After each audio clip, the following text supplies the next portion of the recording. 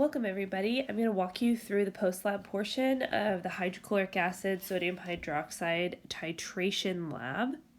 So first part of this post-lab is to prepare two plots. There is a video that I've just posted about plotting the first titration graph, which is pH versus volume. So you can go ahead and look at that in the announcement section. It's also posted on the YouTube channel if you don't have access to the Canvas section. The second plot, there is another video that's only on the Canvas section that will walk you through how to construct a first derivative plot. So make sure the graphs have all of these individual pieces. So each graph needs to be a full page so that I can read it. It's easy to view. There needs to be axes labels. There needs to be major and minor grid lines. Of course, a title for the graph. I did not put that on here, but that should be obvious. Circle the equivalence point or indicate where the equivalence point is on the graph, and then write the equivalence point volume on the graph. I walk you through how to do this in that first titration graph that is on the YouTube channel, my YouTube channel. Additional instructions, just so you know, the equivalence point of the reaction is at the point at which stoichiometric equivalent number of moles of the reactant, in this case that is sodium hydroxide, have been added into the hydrochloric acid solution. The equivalence point can also be located on a pH versus volume graph using a first derivative plot, which is what you are making up here. So there's additional pieces for you to view in this section. And then there is a calculation section. So you need to calculate the pH of your sample and there's a couple of points for you to do it. Let's walk through a couple of those first to kind of give you an understanding of what I mean. So at least one of them we'll do together. So you want to calculate the pH of your sample initial. Okay, so what did you have? Okay, you had a little beaker. Inside, you put 25.00 milliliters of a 0.1 molar hydrochloric acid solution. That was what was inside. However, if you remember in part D, you started this entire process by adding about 50 milliliters of water. So remember, I had you construct a small table in which you had V final and V initial for H2O data. So you'll use that information to determine what your delta V is, which is volume of H2O added. Basically, you diluted your hydrochloric acid. So what you'll do with that, let's pretend that my V final was 50 and my V initial was 0.01. Each of these is milliliters. That means my delta V for this would be 49.99 milliliters. So to determine the new concentration of HCl after dilution, I would take my initial molarity, which is M1. I would multiply it by the volume that I added, which is VI, and I would divide it by V final. Okay, so that would look like this. The concentration of HCl new is equal to 0.1 moles over liters times VI, which would be your 25.00 milliliters, and you would divide it by your final volume, which would be the 25.00 milliliters plus 49.99 milliliters. And that will give you a new concentration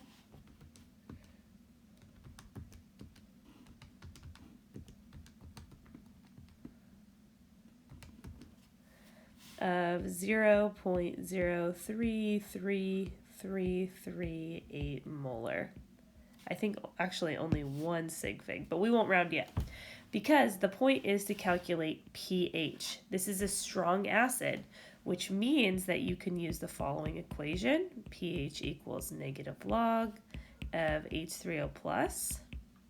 You can plug this molarity in directly because it's a strong acid and fully dissociates. So negative log of 0.033338 is equal to 1 point, and just 1 sig fig, 5. This is your 1 sig fig, the number after the decimal place. So that's an example of how you calculate pH of your sample. Now this is going to change as you add titrant because you're adding sodium hydroxide, and that's going to not only dilute but react with the hydrochloric acid. So let's go to the next page, and you'll see an example of how you actually calculate that by using generic data. So let's go to our second slide. Okay, so the similar calculation to what we just did on the previous slide is right here. These are the post-lab questions / calculations. The reason it's called post-lab questions is because it doesn't actually use your data. It uses generic set of data. So after we kind of talk about this, I'll give you some instructions about the results. But because we've already been talking about this type of calculation, let's give an example of how to do this. So we're just going to be looking at part A and B. So we're going to fill in the data table below right here. It represents points of a titration curve similar to what we did in lab. So it'll be similar type of calculations that you do on the previous page. So we're going to be inputting what species is in the beaker, how many millimoles of that species are in the beaker, and then we're going to do that for parts A through D. So let's start with A. So A, you start with, which means in the beaker, I start with 250 milliliters of a 0.20 molar HCl solution. Now, I'm not calculating pH, but the first steps of the calculation are very similar to the previous. Okay, so I want to know what species are present and how many millimoles. Okay, well, I have a 250 milliliter solution and a 0.2 molar solution of hydrochloric acid. So I can take that volume, turn it into liters, multiply that by 0.20 moles over liters, and that gives me 0.050 moles of HCl. Now I am interested in millimoles, which just means that I take that and multiply it by 1,000. There are 1,000 millimoles for every 1 mole.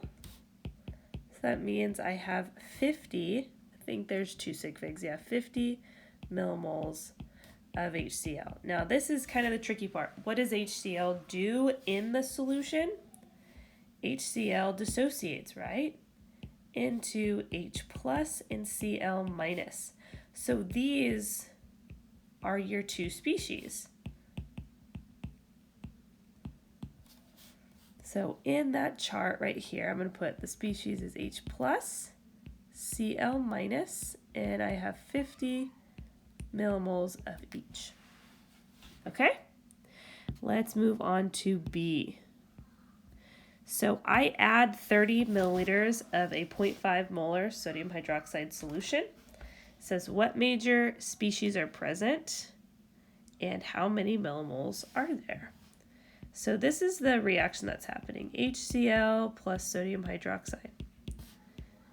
And that is reacting, let me kind of erase this, to form water and salt.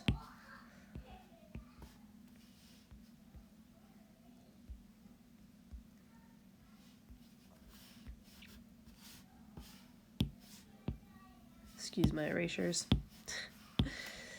ICE. We're going to set up a little ice table just because it's helpful in understanding what's happening in this reaction.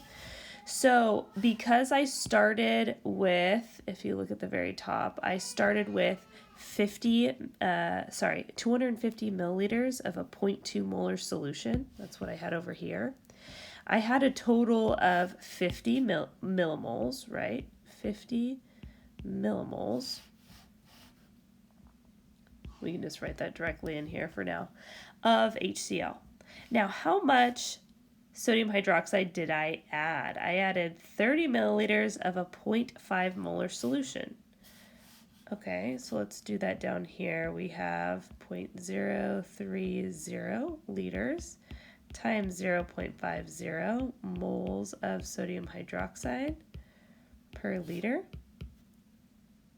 So what does that give me? That gives me 0.015 moles of sodium hydroxide. And if you multiply that by 1,000, that's the same thing as 15 millimoles.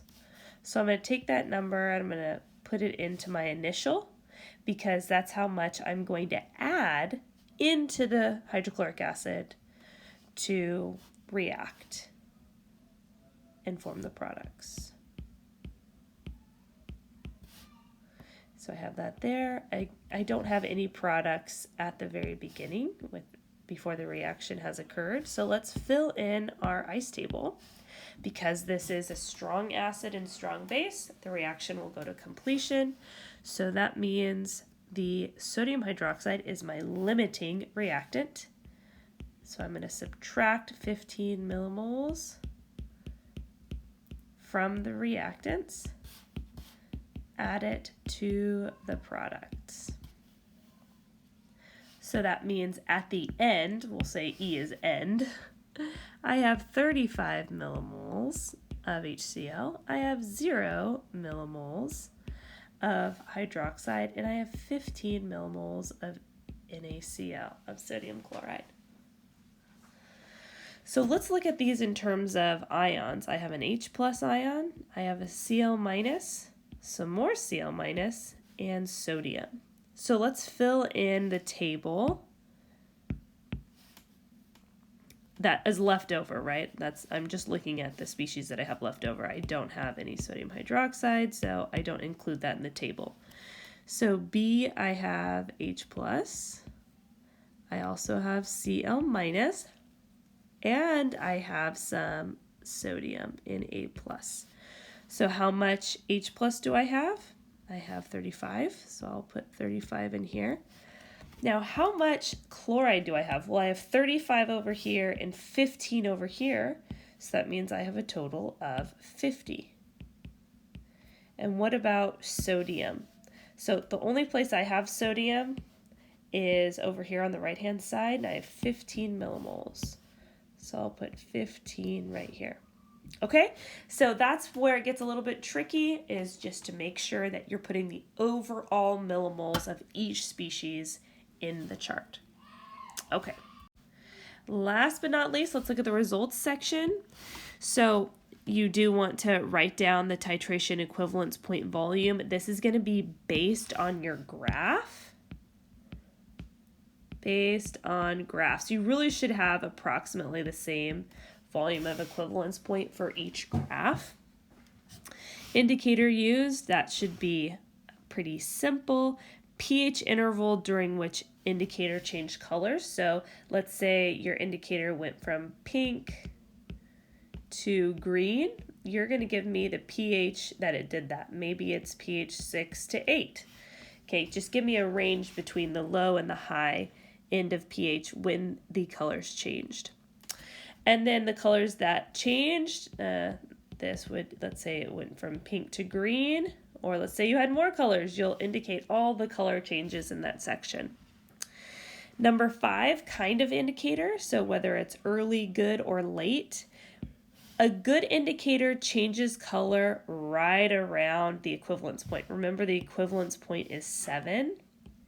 pH equals 7 at the equivalence point.